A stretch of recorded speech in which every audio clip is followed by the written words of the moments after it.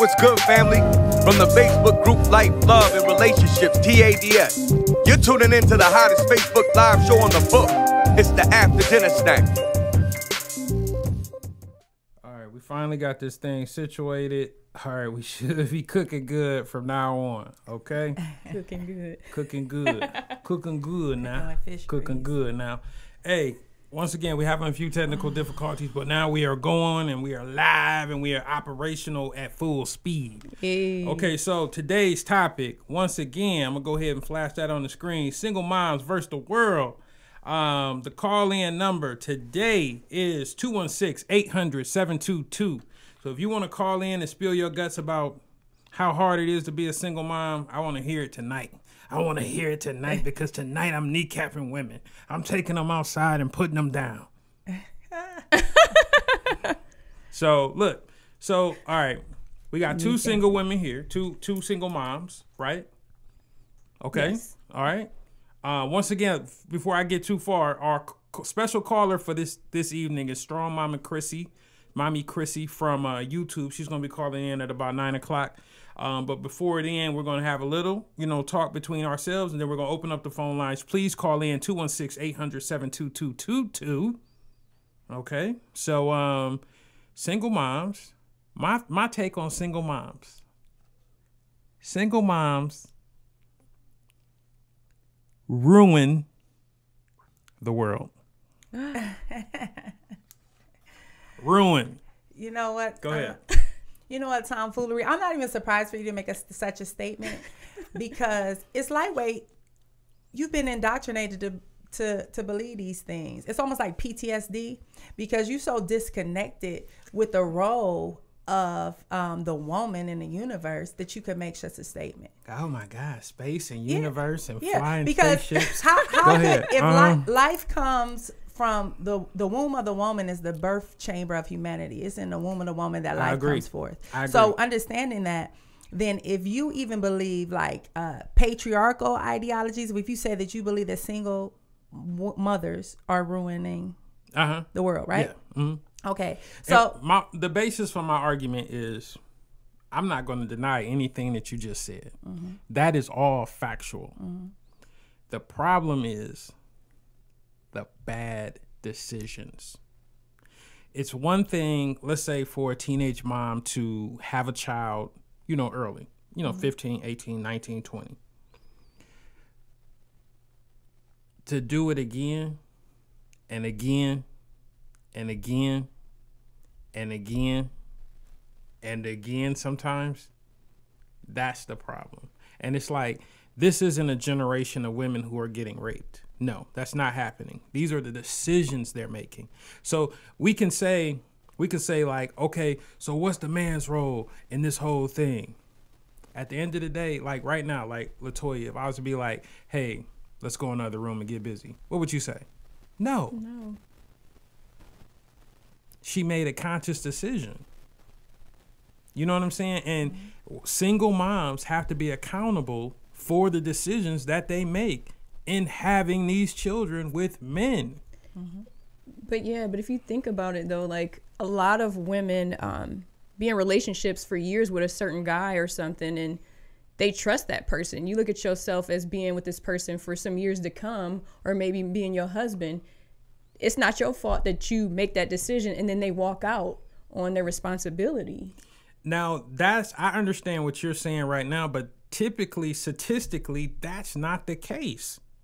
The case is, hold on, let me go to the stats. Yeah, let's go to the stats. And please reference your stats, and if they U.S. government stats, I'm gonna tell you flush them, all right, because it's the same stats. Oh my goodness, Carla, that's systematically set up to dismantle specific communities, especially of people. All right, let's start at the beginning. And the first stat here is. All right, and let me know the study that was conducted. Hold on also one second. Calm down. Calm down there, buddy. Put your muzzle on. Hold on. All right. The U.S. Department of Health and Human Services, Right. What? The same U.S. government at one point. You know, the Constitution established you as only 3/5 human. Marcus Garvey really on the coming radio with this show about today. a U.S. government? Get out of here. These are facts. Anybody can state their facts. They state as a fact. A fact was stated. You know, fact in U.S. history and government. All right, let me just read it, Carla, and then you tell that me. You tell me if it's a JFK conspiracy. Okay. Let me read it first, and then you tell me if JFK, got shot by a bullet that was moving at the speed of light and cut through everything. Okay, Magneto, listen. So, all right. So, teen births in 2014, there were 24.2 births for every 1,000 adolescent females between the ages of 15 and 19. Or 249,078 babies born to females in this age group. Nearly 89% of these births occurred outside of a marriage. Now, is that fiction? Would you say that's fiction? No, I would say they use it. That sounds like it could be reasonable. But okay, I don't know, all right. Let me continue. Calm down. Let me continue. All right. It could be fake numbers. All right. Oh my gosh. Oh, but Trump. Oh my God. No, it's go fake ahead. news. All right, so let's go with it. Let's get to it. Let's get to it. Don't watch Fox News. It's fake. Well, listen. All right. So, not all teens' births are their first births. In 2014, 1 in 6, 17% of births to 15 to 19-year-olds were to females who already had one or more children. That was the rest of it, right? It ran off. They didn't see it. But is that fact? You think that's fake okay? Too? Let's take that as a fact and continue. Okay. All right. Let's just, before I go further, let's just, because that's not speaking how they're destroying the world. My gosh. What my point is, we can talk about everything after the decision, but the decision is the most important part. Mm-hmm. You got a teenage mom. She's 16. She's 15. She has one kid. She turns around at 16, has another kid. These are the decisions. And the thing is, it's like, even the way, we have our society set up right now, these kids got rights. And you can have a kid that's 14 and have a baby, and you can't tell her what to do with her baby because she the mama. I don't think that's accurate. I think if they're still, how many of these kids got goofy cartoon names? I mean, yeah, you can name your child, but I'm saying if there's still a minor and the minor is still under the care of their parent and they have not emancipated themselves legally from the parent, then the child is the responsibility of the parent. Just like the minor's responsibility of the parent, so is their child. Well, I'm going to speak from experience. I have a daughter that's 17 who has a child, and I do have to have like a balance with me being her mom to teaching her how to be a mom to her child. Sometimes I have to back up because it's something that she has to learn to teach for her daughter that I can't take over. You know what I'm saying? Like, I can't tell her how to raise her daughter. To some degree I can, and then I have to back up because that's her responsibility. And for her to learn, she has to go through that. But I personally feel like that's the greatest mistake we keep making over and over and over again. You have more experience as a parent than your daughter. Right. And your daughter needs to fall in line. Where your daughter live? She live with me. Exactly. You are the leader of that household. Like, your daughter really need to fall in line. And that's the problem. I guess I'm really saying, like, we keep letting the problem happen over and over and over and over again, but we keep doing the same mistakes. Okay, as in like me telling her things. It's like things like we're like, like say like at the baby's nose stuff. Go use the plug thing on her nose, the little nose thing, or she will do what she want to do. It's little things, not big things that I let her. But what it is those little things are big things. It's like the whole culture. Like, your daughter, basically, those little things, like say your daughter, she starts running a fever. It's the same as if she was running a fever and she went to you for advice as, Mom, I met this guy. No, he's terrible. Listen to you then. All of it. It all needs to come together. But your kid gonna do what they want to do. Period. Behind your back. All right. So this is what I'm saying. If we don't nip it in the bud, if we don't get control of the quote unquote teenage mom, the United States of America spends $7 billion a year on teenage pregnancy. Teenage pregnancy. They don't have jobs. They don't have money. Who pays for these pregnancies? The United States government. Listen, this is what I'm going to say to that. Go ahead. I still don't feel as though you qualified your statement. Oh my God. As far as how single mothers are ruining the world. Seriously, I don't think you qualified it. Now, if we're going to talk about teen pregnancy, then we need to examine it from different angles. And that's not only the family angle, it's a societal angle, and things become systemic within society. So when you're looking at teen pregnancies, you have to look at, is this a generational thing? When you make a phallic statement based off of your personal opinion about these teenagers not working, you have some teenage mothers that's not only working one job but working two, and fathers. But Carla, you're well. basing this off of minute, like so small of a percentage. But we can't say that because I don't have the data to poll. I haven't done a study to deal with. But this is the how many work and how many do not work. This is the facts of the facts of the matter is these kids are having babies at an all-time high. Which I agree, but that's societal. Now we have to look at what's being promoted. Because we're consumers more than anything, I would say it's generalizations. So we're consuming media. We think our kids cute when they acting like Beyonce and gyrating around. When grown women, 30, 40 years old, talking about they the pink Barbie and all this stuff. And then we're mirroring a certain image. And then our children are becoming sexualized, not really understanding what that is. And so now they're caught in a web and they're ignorant. Because society is not training them, and people can say, okay, the training is supposed to happen in the home.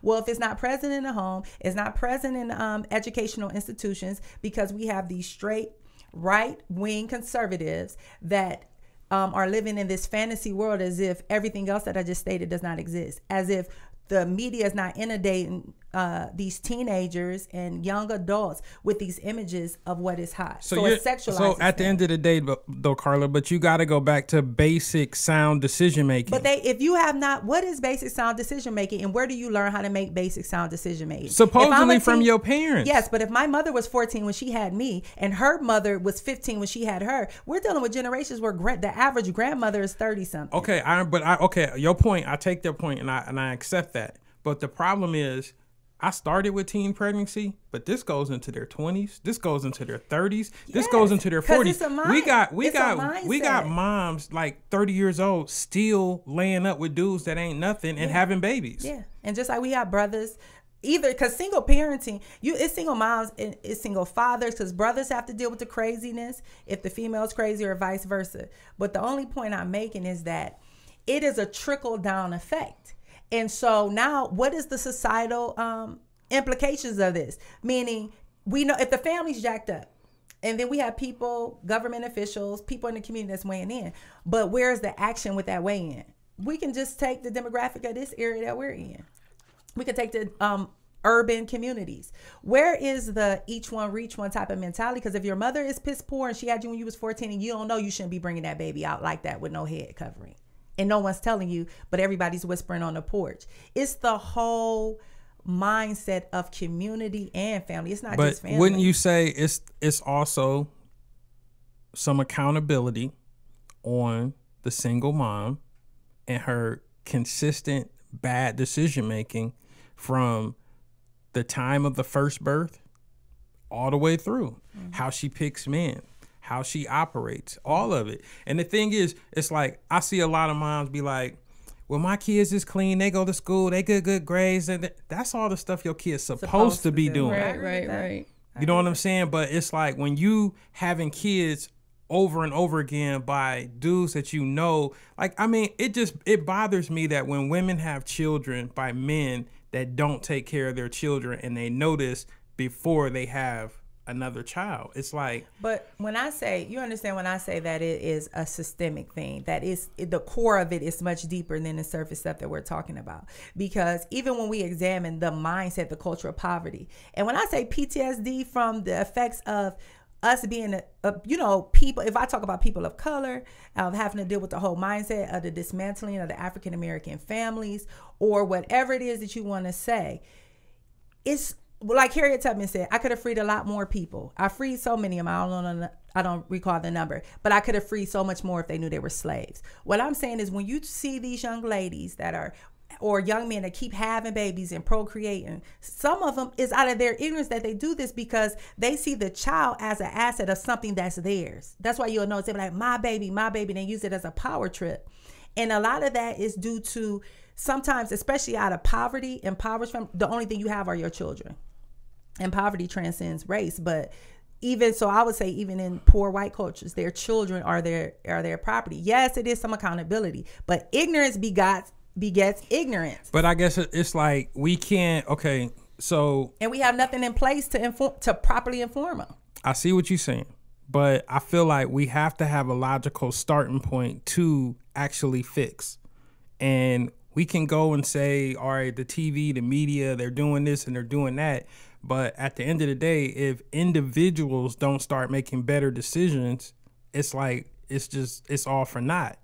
You know what I'm saying? We have to get to a point where, put it like this, we can't allow, me personally, I personally am for mandatory birth control for anybody on public assistance.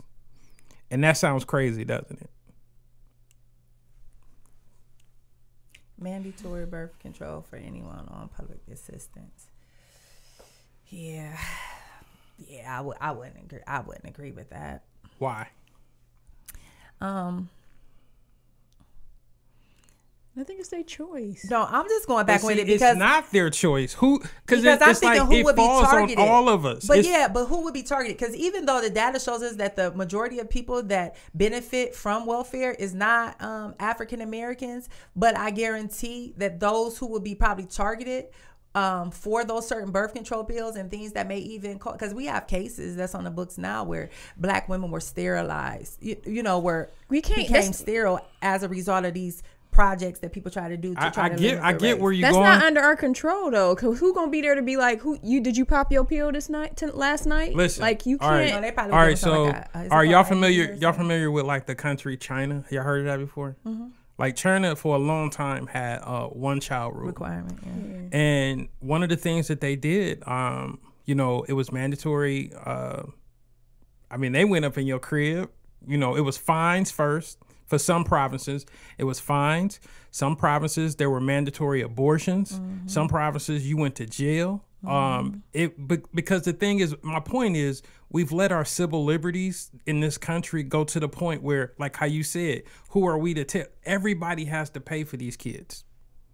You know what I'm saying? True. And it's like, it's unfair to the person. Let's just say I'm a single man. I work hard. I take care of myself. I don't have no kids, but my taxes is extremely high. Their taxes are high because so-and-so got 3-4 kids by 3-4 people who ain't helping. And since I work, I got to pay. You know what I'm saying? It's more than just that individual. And this is what I'm saying. If you really want to fix the problem, we have to change the way we do things in America. And one of them is we have to stop letting people on public assistance go deeper down the well. We have to save them from themselves. But you know what you're not accounting for? See, because when you make statements like this, it is very dangerous. This is very dangerous what you're doing though, Swoop, because this is what has put, it marginalizes people and it marginalizes a certain set of people. When you make a blanket statement about public assistance, when you have people who public assistance may help them get over a hump. Everyone is not manipulating the system. I'm not saying that. But listen what I'm saying to you though. Everyone that is on the system is not necessarily a burden to the system. It is people that have paid into that system. And if you've fallen on hard times and need those benefits, you paid years into that system that God bless being a part of a country that has a social system that you can sign up for and to get food. Being in third world countries and seeing what the opposite of that pendulum is, I'm grateful that things like this exist. And what I'm saying, for a person that may be working hard to not stay on the system but get off, it's a blessing. But what happens when you make a statement like you're making, it marginalizes those very people.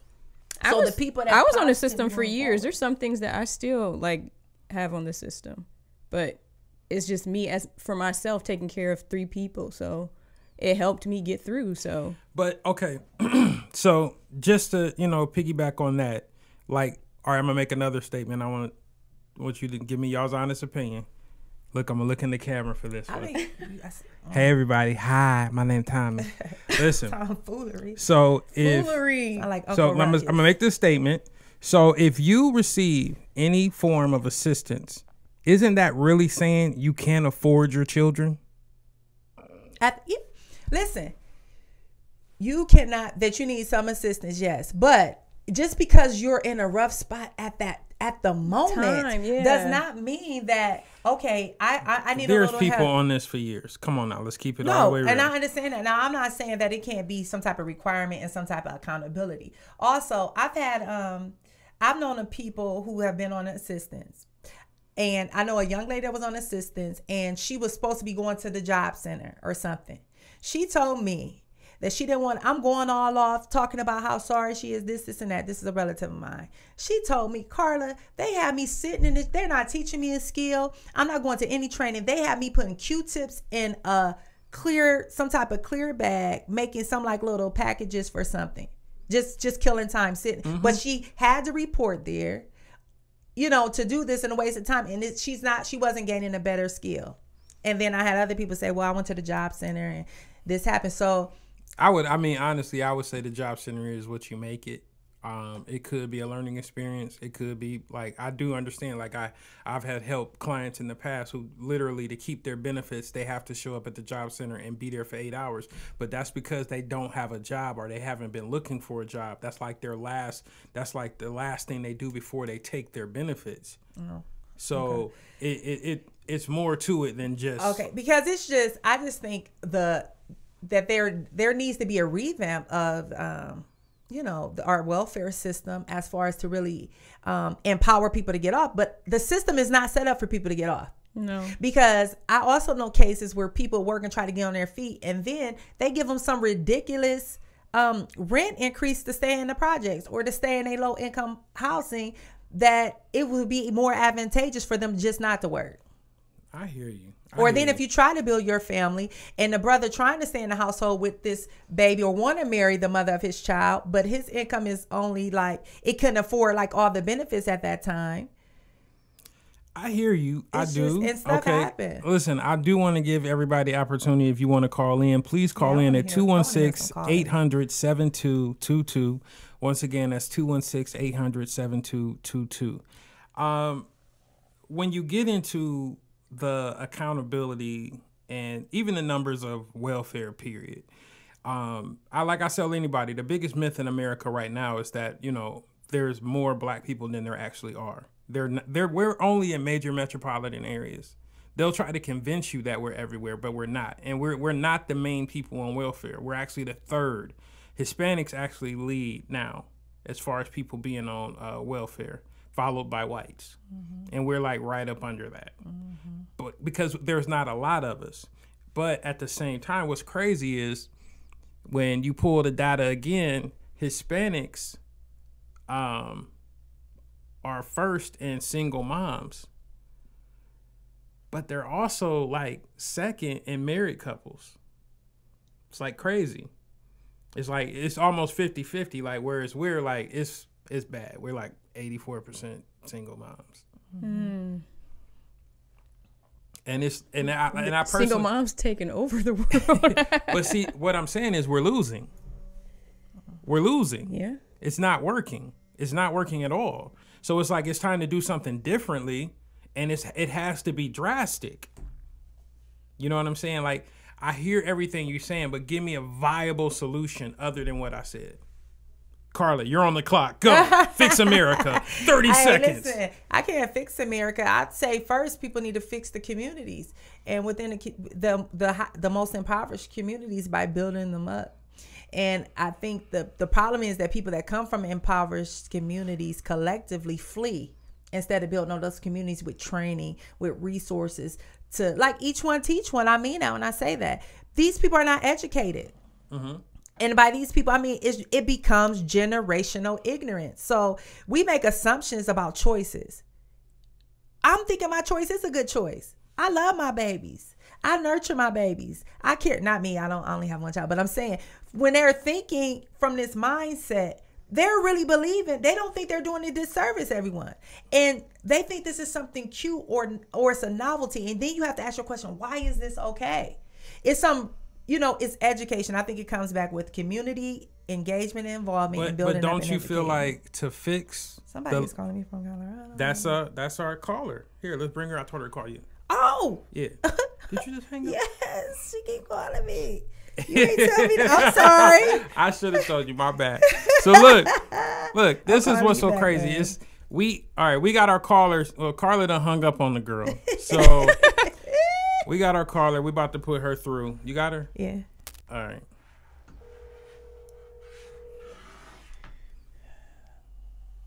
Yeah. Now you trying to be about that Android life. Yeah. This phone probably ain't. Your message for. Oh, she ain't. Oh, Lord. Now she's saying my number curvy. Now she like, what? Here, I got her. She called back. So back to, what we saying. It's like, I understand everything you're saying, and those components are actually true, but you have to fix the leak, you have to cut it off somewhere. Mm-hmm. Where do you cut? Did you want to weigh in with that way? Because I don't think that I don't think there will ever be a cut. That's what I think. I think that they want a lot of people on the system. So. And that's why I feel like America has set up so much. They've set up so much of a profitable infrastructure for the oppression of everyone under the poverty line, that they're cool with it. Is this it right here? Mm-hmm. Hello? Hello, do we got Chrissy on the line? This is Chrissy. Hey, how you doing? I'm good. How are you guys? I'm good. This is Tom. Hello. This is Carla. Yes. And Latoya. Hello, Chrissy. Hi, Latoya. Hey, Chrissy, let me give everybody just a little background on you. Chrissy is on YouTube, pretty big girl on YouTube. She has a wonderful channel. Go ahead and give them the name and the information, and we'll go ahead and get into the topic. Okay, yeah. My name is Chrissy. As he told you guys, my YouTube channel name is Strong Mommy Chrissy on YouTube. And basically, I'm a single mother, or I was a single mother. I've been married for just a year in November. But before that, I was a single mom. I have 7 kids now, and we're about to have baby number 8 in April. Baby number 8. All right, all my single sisters, keep hope alive. Hey, look. 7 kids through the gate and got a husband.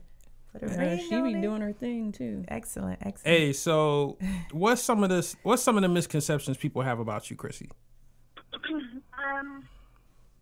I think one of the major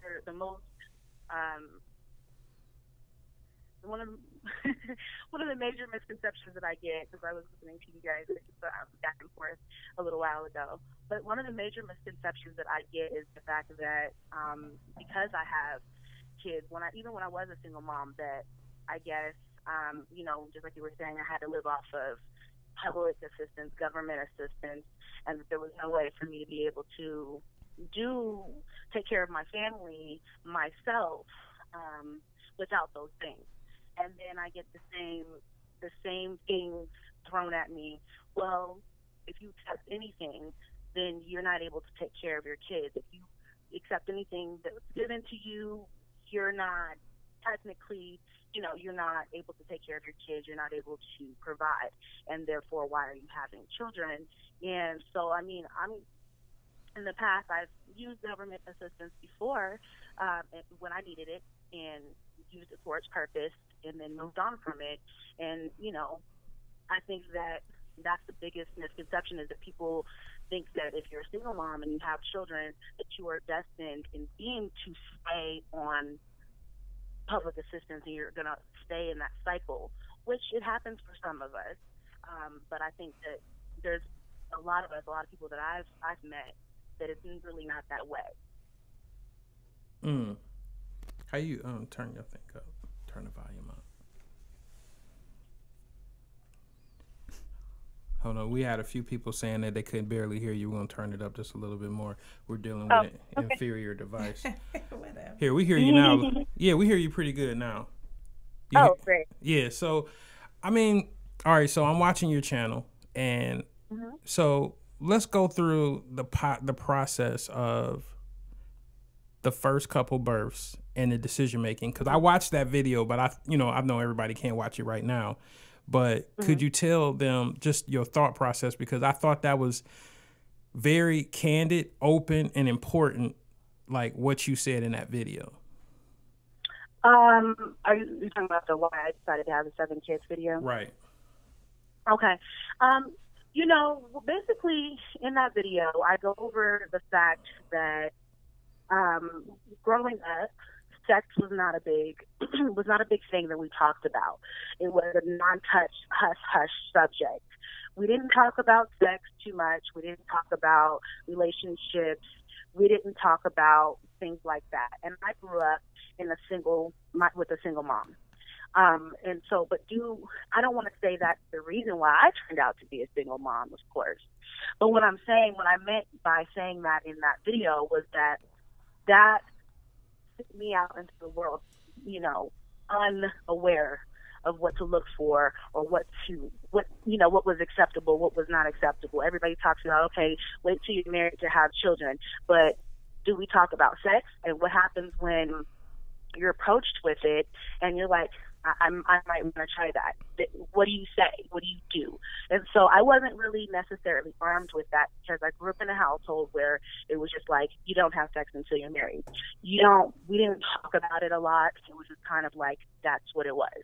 So when I began dating and things like that, it wasn't something that I was really, it was, figure it out for yourself. You do what you want to do. And it sounds bad, but at the same time, like I said, there was not that conversation. And then when you get so far into it, you don't know how to have that conversation with your parents. Well, let me ask you a quick question. Were you ever the aggressor? With the men? Mm-hmm. No, I wouldn't say the aggressor. I wouldn't say the aggressor. You're talking about sexually, relationships, or? Yes. No. I don't think I acted out sexually or anything, if that's what you're trying to lead to. I don't think I acted out sexually because I didn't have that guidance. What I think is that I just decided that, if I wanted to have sex, I was going to have sex. And, I think sometimes young women correlate sex with love. And it's not that I didn't feel love, because I grew up, I got everything I wanted. I loved my family. I didn't feel like I was missing anything, at least in my mindset that I was now, as Chrissy, a young woman. Do you feel, you think you know everything, but you don't. Do you feel that because you had made reference to the fact that it was just a hush-hush topic, so that you were not knowledgeable on certain things, so you had to figure it out along the way? Do you think if the conversation would have been had and you were taught about safe sex, birth control, that this whole conversation will be mute? It will be irrelevant because you wouldn't be having 8 children. You wouldn't be the mother, of 8 children. Do you think that would have been something that you would have been proactive with, or would you have already been about having children? I think that had the conversation happened, or had it been instilled in me a little bit earlier, I think maybe I would have waited a little longer. But then again, when you tell somebody something and they have it in their mind, they want to do things a different way, there's usually only one way that's going to work out, in the way that they want to do. They're going to do what they want to do. So did you set out to have children? Did you set out to have a large amount of children then? Is that what you're saying? No, I didn't set out to have a large amount of children. But at the same time, I made a decision to bring my children into this world, which is another conversation, because I have friends who have had 8 abortions. Yes. So it's just that wow, my Yeah, actions and my actions and the things that have happened in becoming pregnant or what have you, I just decided to go through with my pregnancy. Yeah, and I respect that. There's a lot of people who have. No, I greatly respect that. But I think, as I was talking to Tom earlier, when I hear you speaking, and even with your videos, you seem like a loving mother, vested into your children. That I just wonder, with a person, if you would have had the information, not put on you like, just don't think about sex, just wait till you marry, but had a real conversation. about sex, and this is what you want to do about family planning and things like that. Seeing examples of single mothers and how it can be a bit challenging and how you could end up on a system and having people dictating how much money you get a month. How would that have curbed some behavior?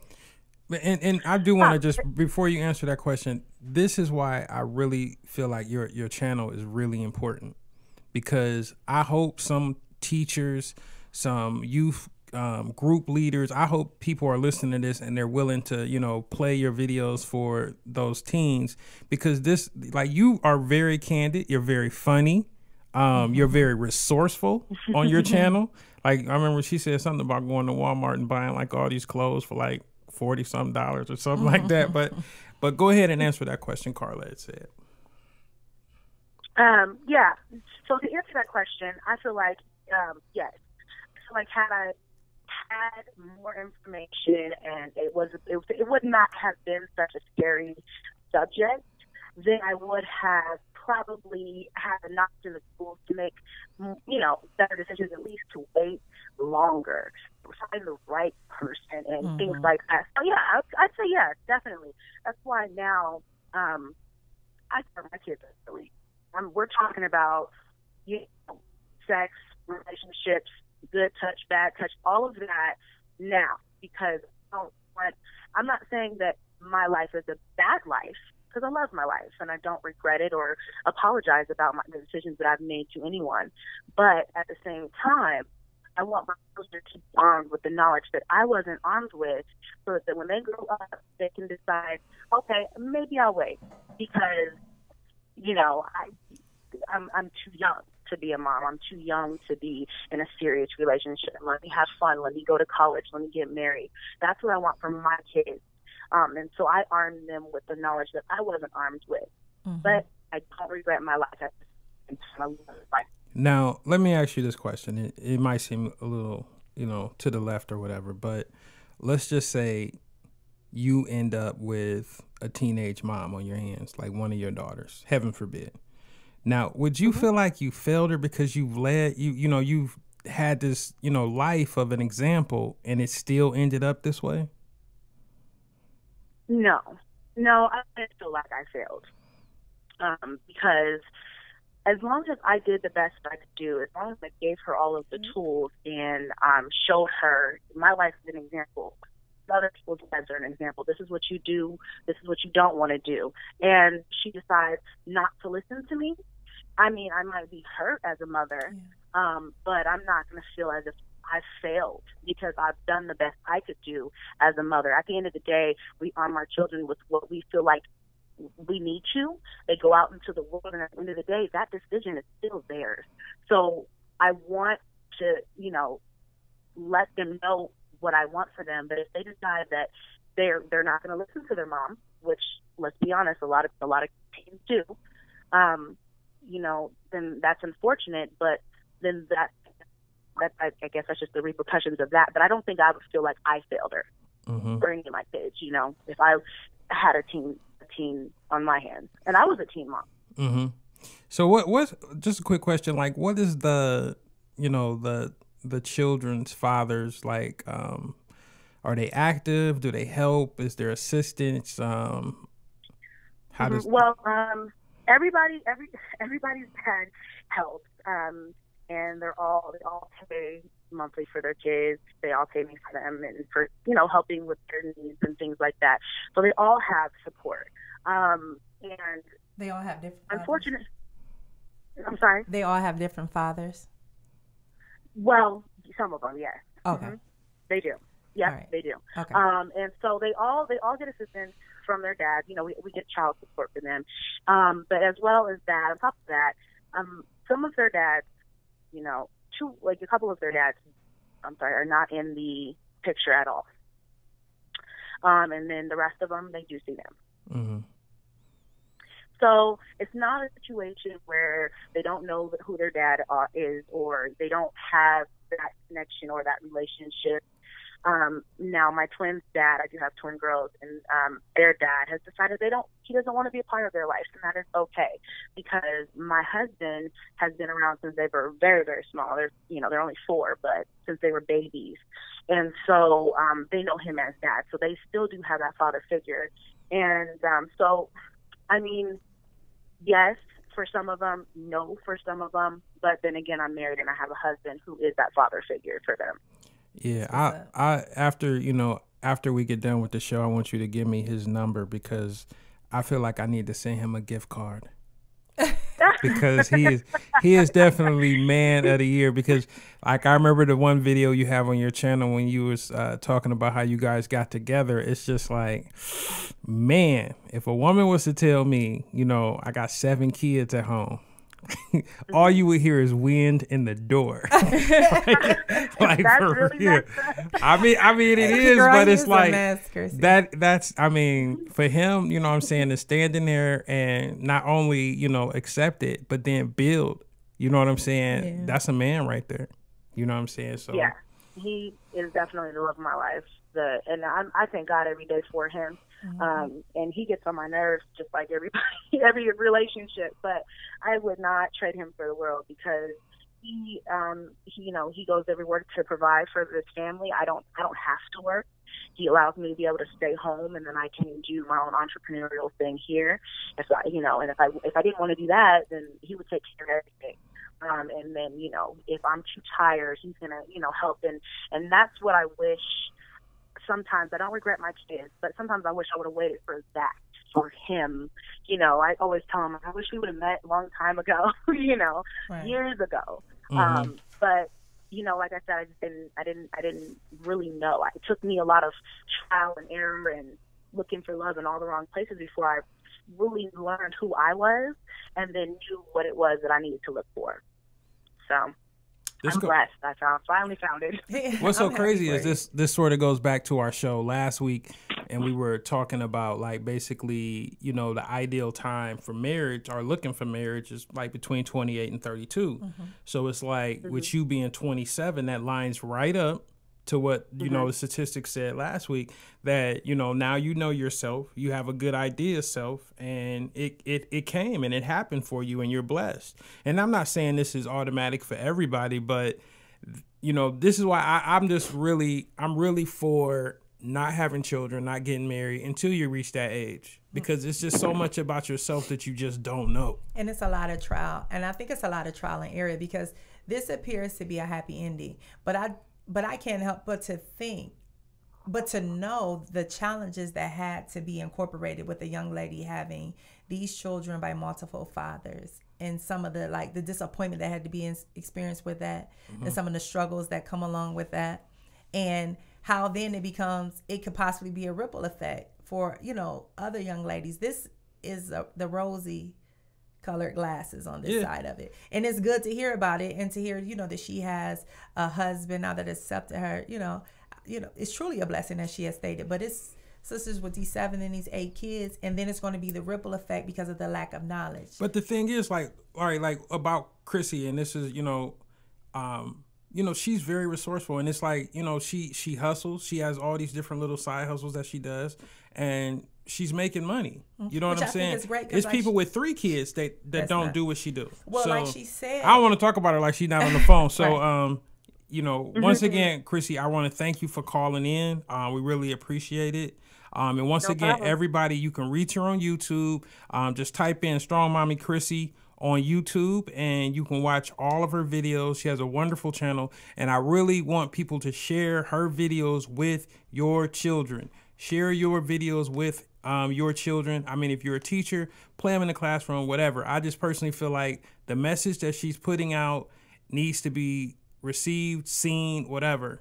So once again, thank you for calling in today. We really appreciate it. You're welcome. Thanks for having me. Thank you, Chrissy. And I'm about to talk junk when you hang up, but not about you, about the other side of you. Because when he said showing your videos, and I want them to show the videos to the single teenage mom that starts off and has 7 or 8 kids that doesn't have the happy ending.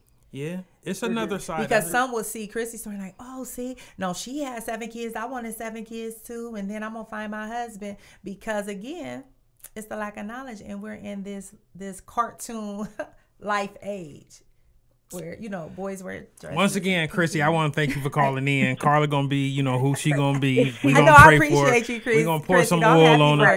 Whatever. If you watch the channel, you'll see that there is nothing rosy about what I put up there. I put all the good and all the bad for everyone to see, so that people know, young moms, young teens who don't have kids yet, my kids, to see when they get older, everybody can look back and reflect on the fact that my life is not something I'm trying to say is I'm not on MTV, this some teen mom show where I'm making a lot of money. I'm just putting this out there to educate people, but it's not rosy at all. I just happen to have a good ending, thank God. But at the same time, you're right, there's people who aren't going to have that. That's the light at the other side, end of the tunnel.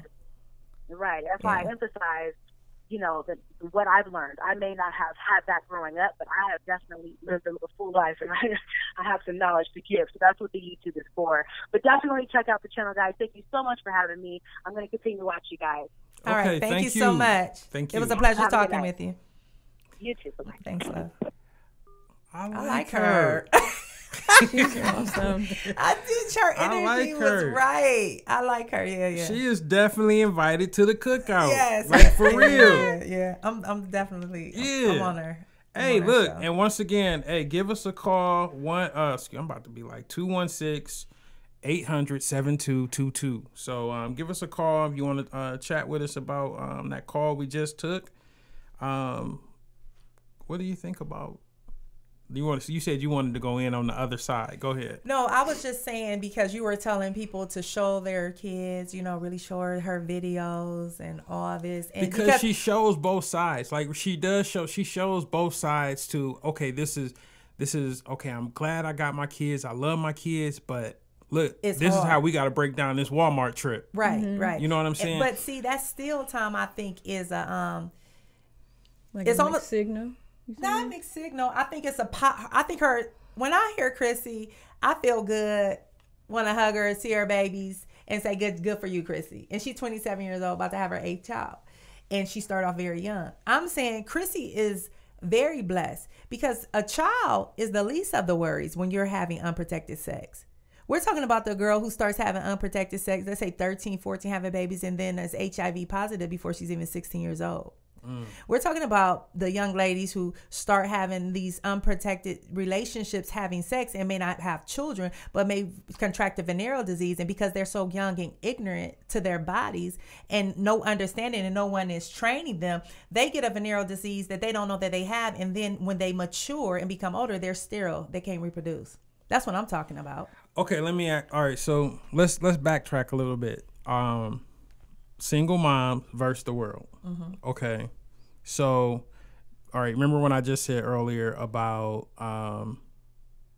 if you are on any form of assistance, you can't take care of your child. Somebody had posted something in our group. Once again, go to our group.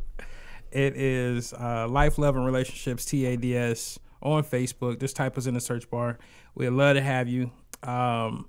So somebody had posted earlier today, and I believe the meme was to the effect of, when a man doesn't pay child support, they put him in jail.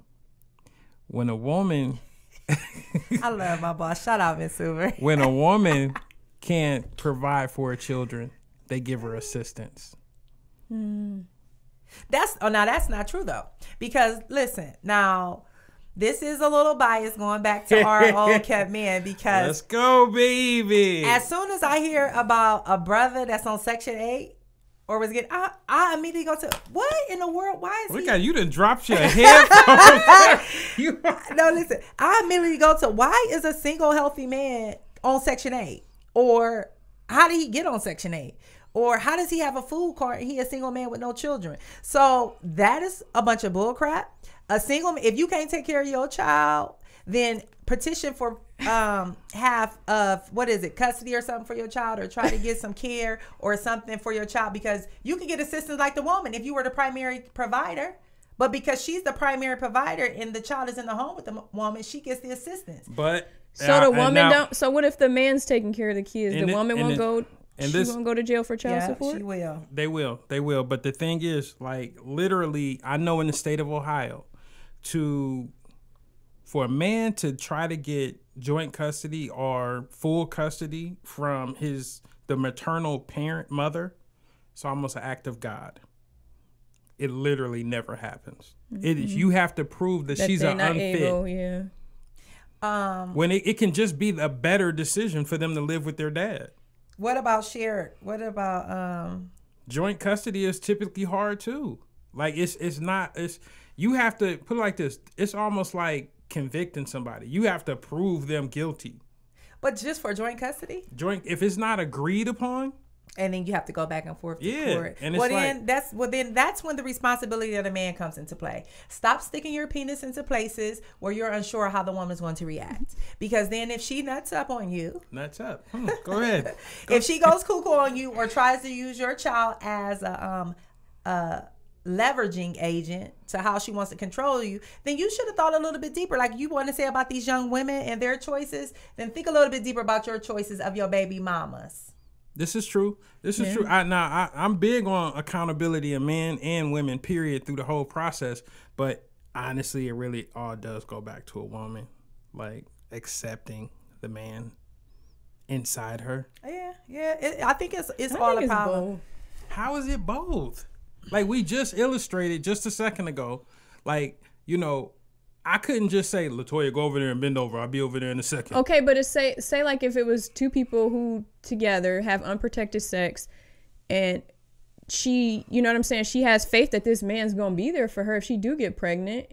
I mean, and then it's not her fault that he walks away and she become a single parent. It's not her fault. It's both of them making a decision to use unprotected sex. Her life is her fault, though. It's gonna it becomes her fault because just like I'm saying about the man, even though people have dual responsibility, if I make a choice, whatever the choice that I consciously make, I got to live with that decision. It doesn't matter what I assume about you. If I decide, if you come to me and I'm like, okay, Toya fly and she invested into this makeup brand and I put my money with you and you turn out to be a crook, I can say, well, that's her fault too.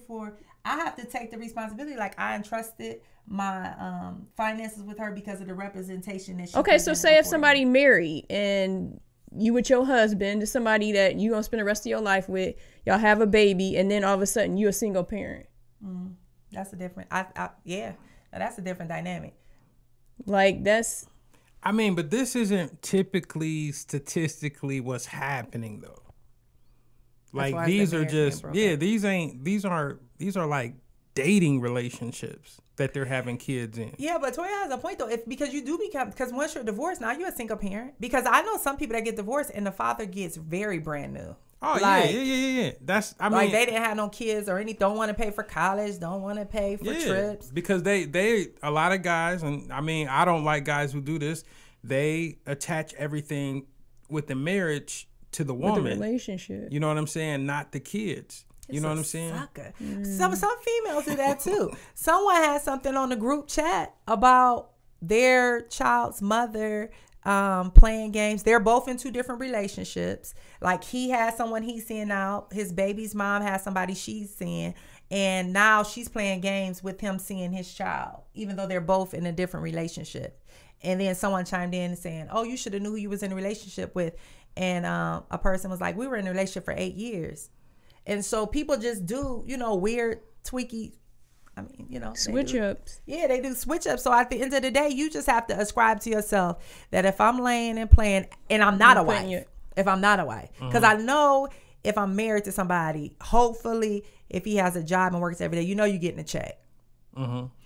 If you just laying and playing and you're not the wife, it could go either way. You may have to hunt the brother down for a DNA to swab his mouth. Fine. You sound like you've been through a thing. I have not. Don't come for me. I'm cool. Yeah, my child father. All right.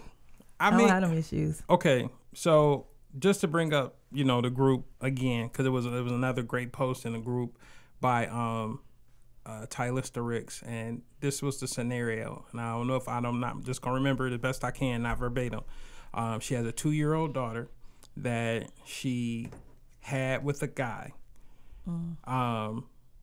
She was pregnant with the 2-year-old daughter and she met another guy. She married that guy. The child's it's a little girl. Her dad didn't want anything to do with the baby. Right. The baby is now 2 years old, and now he's reaching out, and he wants something to do with the baby, but the baby only knows the other guy is dad. And she's like, I don't feel like we're going to let him in. Mm-hmm. Sorry. So I guess I'm going to let y'all answer that before. Let me go ahead. I commented on it. You did. I didn't. Yeah. I didn't. I was just going to wait for the show. She was supposed to call in. I'm going to tell you like this. This is how I feel. I feel like if a person wants to be a dad, you have to let them. Mm-hmm. Now, if they prove themselves to be a sorry dad, then you have something to go off of. He proved that he was a sorry dad when he walked away. She don't owe him nothing. See, but that's but she laid down with him. Right, that's that baby's saying. dad. You can't take that away, because no matter if you do take that baby away, that baby gonna hunt for her dad later on in life. Period. How would she know? No matter if he a crackhead. How would she know though? Who know? How would the child know that the man She don't want to know. A child will always want to know who their father knows. Oh, so you saying all her life, all she knew was the man who stepped into her father's life. Once again, her mother's listen. life, So Carla, you condoning the JFK conspiracy here? Whatever. Your father is the person that's here. This is your father. This is who raising you. This is who took care of you. This is who has stepped in for you. And unless it needs to be discussed in any type of other capacity, she doesn't need the reason. She said on this post that the reason why the brother wanted to come into the child's life because he's talking about karma. That's some sucker stuff. He ain't coming in for the interest. No, of the he said child. that he made a mistake and he wanted to come into the child's life. That's what she said. And that he believes it's karma coming back. That the stuff, and that he thinks he made a mistake. She made reference to karma. I did see karma, but he did say that. But at the end of the day, it's his child. I can see, and that's exactly what I'm saying. That is his child. And if he wants to make an attempt, I feel like she should give him that opportunity. But at the same time, if he messes it up, he messed it up when he denied the child off top. Now 2 years then went by. But see, that's after she already had the man. Yeah, but people make mistakes. He probably was screwed up in the head, and now he probably it's a like little healthier. For one, it's not even that. It's like you can even take it to the point of you can even take it to the point of okay, they did they wham bam thank you ma'am type thing. And maybe he didn't really think that was his kid, or you know what I'm saying? It's like it's so many different variables. You can go find out though. Right, earlier on. This is my thing. Everyone, we talking all this stuff about what can be done, all the single parent stuff, and now we're thinking about this is a child's life who has a person, an active participant as her father that's been engaged in her life. Mm-hmm. Y'all want to say, oh, he made mistakes, he should have an opportunity to come back. Here's the deal. Opportunity comes with a head, not a tail. Sometimes if you don't grab it by the head, you missed it. So have some other children. You missed this opportunity with this child. She has a father that's raising her, that's loving her mother. That's her father. I'm going to tell you, I know some stories of people where their parent was missing and they had another parent, and they were still curious about their parent, even parent like on the streets, like walking on the streets, and they wanted to find their parent because they were aware. That's because they knew. No, I'm just saying, so Carla, that's like crazy. Like I would not really expect this from you. But that would be a false. That would be false advertisement. Are you serious right now? Dead serious. If I was to have, like, when I had my daughter, if her dad wasn't solid like he is, right? And he was like, no, I ain't with you. And I met a brother, you're dead to us. Her father would be dead to us. She wouldn't even know he existed. Right, so you never tell her dad who her dad is? Her father is this man who done raised you and took care of you. Period. Wow. Period. So when it's time, like if the kid gets sick and she needs a blood transfusion. It's just so many different variables. She going to be mad at the mom because the mom never told her, this is not your dad. Kids that are adopted hate. I'm adopted. I'm adopted. Dun, dun, dun, dun. My mom, but I was given to my mom's best friend's mom. So we lived across the street. My real mom lived across the street from me. My dad, I never really knew my dad. He would come around when I was little, but then I never, as a teenager, I didn't want to see my dad. You're not my dad. I have a dad. But then I started wondering about my dad. So years went by. My dad reached out to me when he was dying to see me. He requested to see me. So I went and see my dad, was there for my dad.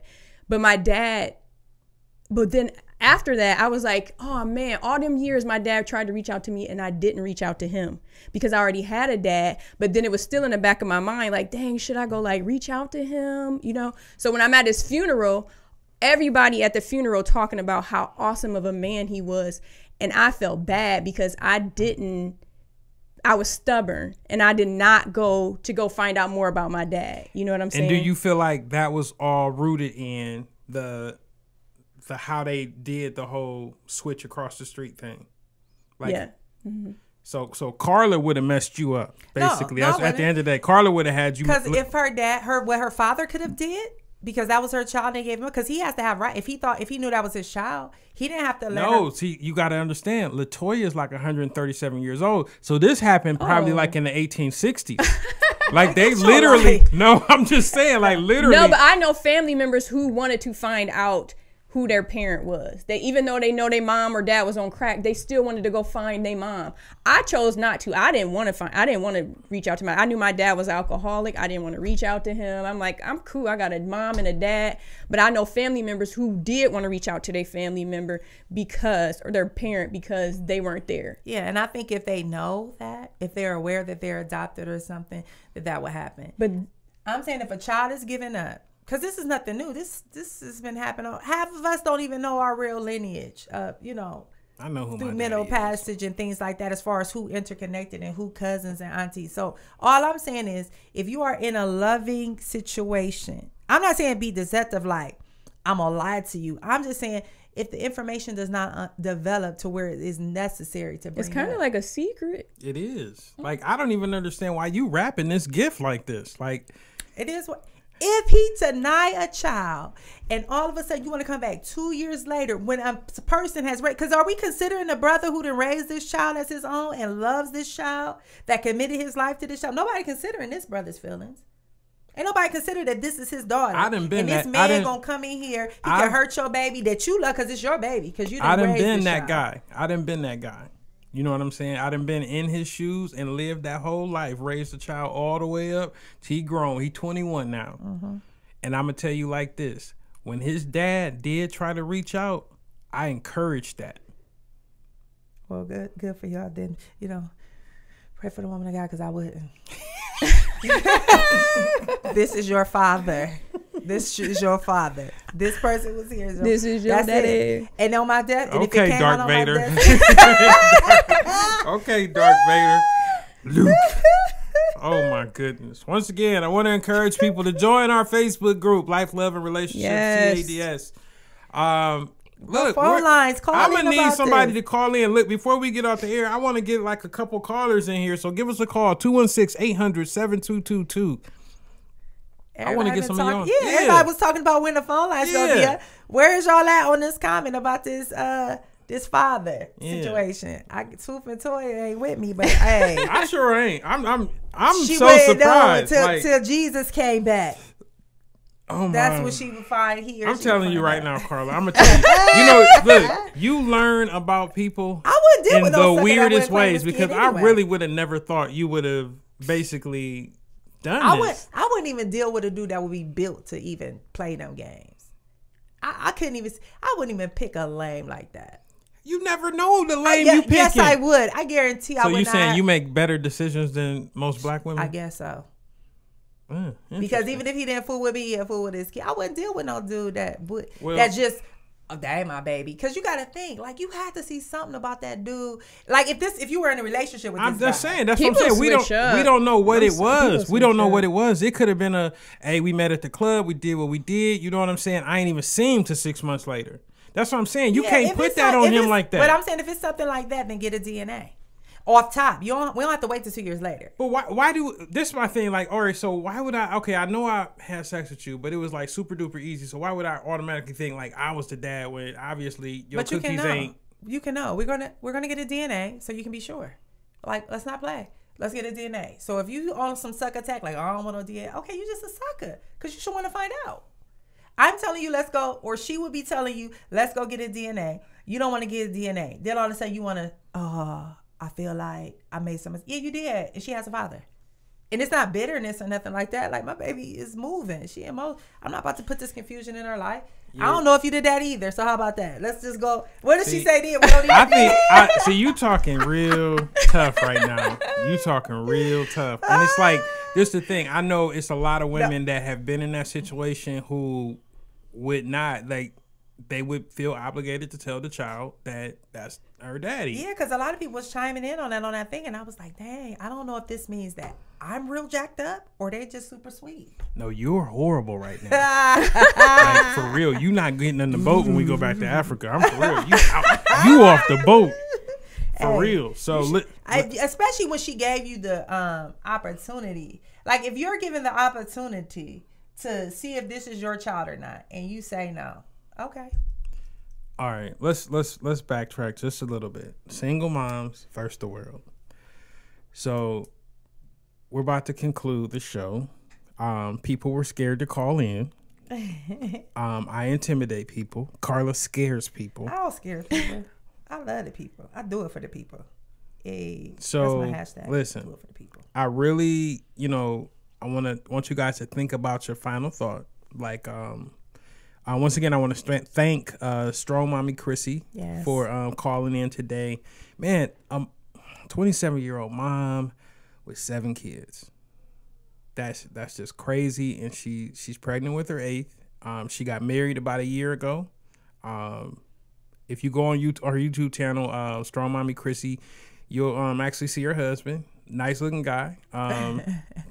And he seemed pretty cool. And obviously, I mean, I didn't know she was a stay-at-home mom. But then again, like, what could you really do with 7 kids to got take care of? So, well, I know moms that got. I think she came up with the right name.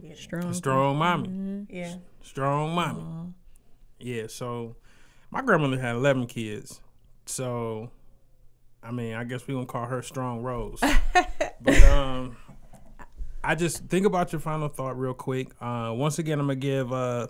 She said she just called 3 times. Hold on. Because I figured the phone line should have been shaking. Oh, no. Swoop, all right, slipping. Give us a call. We're going to stay on one more time. I do see some missed calls here. Go ahead. All right. Go. All right. We got a caller.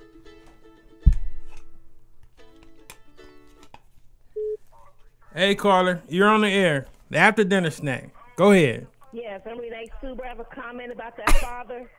Go ahead. Hey, before you talk, turn down. You got the show playing so we can hear the feedback. I have to do what? You got the show playing in the background. Can you hear me now? Yeah, we can hear you. Okay. Go ahead. Carly is wrong on this one. Carly, this is Renee Suber. This is one boss that I love too. I'm sorry, Miss Suber. I'm serious. She went down. I know you're serious, but that's that child's father. That's that woman's mistake, and she got to live with it. Mm-hmm. That new father, just a father figure. He married that girl knowing she had a baby, and he had a father. Oh, yeah. So you wrong on this one. Hey, I told you. Hey. Now I go with all the other stuff, but this one. Hey, look, I told Carla, ain't nobody gonna look. That don't make no sense. Carla want to go as far as to lie to the baby. Just lie. Just go ahead with a whole JFK conspiracy. Like, come on, man. So I don't care if he's sorry or good. It doesn't matter. She chose him. She laid with him. That's her mistake, not his. But the fact that he denied the child earlier on and did not want any relationship. Whether they denied or not, that's not making that her child's father. Mm-hmm. She might not have no relationship with him, but it does not make it her father. The man becomes her father figure, her father model, but that's it. Oh, yeah, that's true. Look, but I'm still. She out of breath and everything. She been waiting to cuss you out. I was running to the house. I was so wound up. I can hear her. Hey, but I mean, like, once again, I just personally feel like if he wants to be a dad, give him the opportunity to be a dad. Now, like I said, if he proves that he's he can't do it, he's not up to task, then you modify the behavior, the visitation, whatever. But you got to get a guy an opportunity if he really want to be a dad. He could turn out to be an awesome dad. Mm-hmm. You still feel it. Look at she looking up in the air. She questioning Jesus and everything right now. People can change. So you can change just like that. That's why the Lord made sure I wasn't in them type of situations. That's right. Gosh. Oh my gosh. So since I really ain't got to worry about it, and pray my That's child. That's because you're smarter than most, Carla. All right, we want to thank you for calling in. Okay, thank you. You have a wonderful evening. You're welcome. Bye-bye. Yeah. Where Ace Boogie is? Shout out to Ace Boogie, too. Who? Ace Boogie for what? Mm-hmm. What do you Just do? because he the homie. And he listened to it on podcast right now. All right, so anybody else want to give us a call? 216-800-7222. Before we get out of here, I'm giving y'all like another 30 seconds now. Another 30 seconds. That's crazy. Hey. Yeah, but you still, Carly, you did wrong. You are not the father. You still on it? You are not the father. Your boss just told you to get out there. I know. And you know my boss is my mentor too. You typically listen to what my boss say. Oh, so you saying you still don't listen to her? Oh, this one? You don't receive her? Hey, the Lord, I ain't got to worry about it. Oh my goodness. That's terrible. Because if I have another baby daddy, it's going to be my husband. So you want another baby? No, not really. All right, so we about to get. All right, hold on. We got another caller. Hold on. Hey, how you doing, caller? Hi, hello. Yeah. Yes. You're on the after dinner snack. Go ahead. Hi. You said who? This is what Miss Jackson. Hi. You got your kids. I did not have my kids calling, but I love my kids. Hey, baby, I don't know who this is, but thank you for calling. I love my kids. Hey, so look. Whoever that is, I'll give you a treat when I come to work tomorrow. You gonna quit having your kids. I didn't have them call. They did that off the bottom for themselves. Look, one more time. We about to get out of here, but before that, if you want to give us a call, 216-800-7222. We're talking about single moms versus the world. Let's go ahead and get a final thought. Anybody want to jump in first? Don't be looking at me. I'll do it. Go ahead.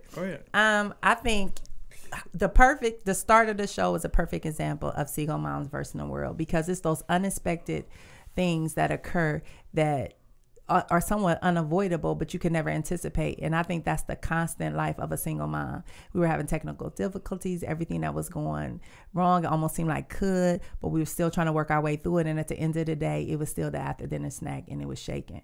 And for single moms, they press through all types of controversy and obstacles. And at the end of the day, those who stand firm and stand fast on what the goal is, raising their children, end up, on the other side, on a positive note, like what we see with Miss Chrissy, strong Mommy Chrissy, and things like that. So I think it's funny how things work out, how God works things out, because all the fumbling at the beginning of this show and to talk about single moms. Hold on 1 second. We got one more caller. Let's get this one more caller in here. Right. It better not be one of your kids again. If it is, they represent. Hey, what's up, caller? You on the after dinner snack? This is time. How can I help you? Hello?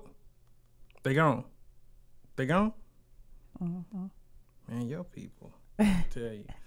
All right. My kids probably would have had more sense anyway. You should have probably let them say something. Man, he didn't even know how to. He was like, he wanted to talk to Miss Jackson. You was all I want to come on to Miss Jackson, please. That's what he sounded like. So, and it was probably a girl anyway. Yeah. All right, LaToya, you up? Boom, boom. All right. Single mothers versus the world. I just give it to all the single mothers. It's a hard job, and I'm a single mother as well. And when it's time to get going, you got to get going. You ain't no resting. You got people to take care of, not yourself. You got to take care of others. And I give it to all of you. I take my hat off to you. Keep striving for your kids to be great. That's basically it. Just showing them love and positivity, and just keep going. And that's basically what I wanted to say. I like that, LaToya. I really do. I really do like that. I like the way you phrased that and everything. Look, all right, so I'm going to be short, sweet, and to the point. I love single moms, but we have to do things differently.